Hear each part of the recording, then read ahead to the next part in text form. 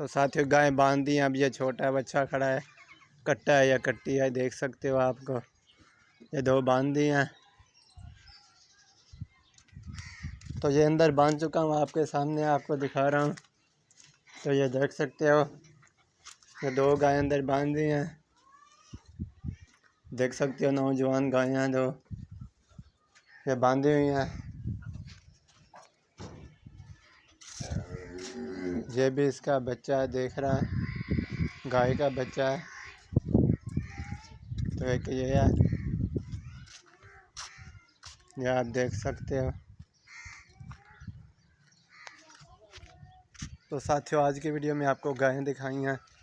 तो वीडियो अच्छी लगे तो ज़रूर लाइक करें, शेयर करें ताकि इस तरह की अच्छी वीडियो आप और दे सकें। तो आज की वीडियो में अपने साथी आसिफ बशीर को इजाज़त दें। ज़िंदगी रही तो न्यू इन्फॉर्मेशन के साथ मुलाकात होगी, तब तक के लिए इजाज़त दें। अल्लाह हाफ़िज़।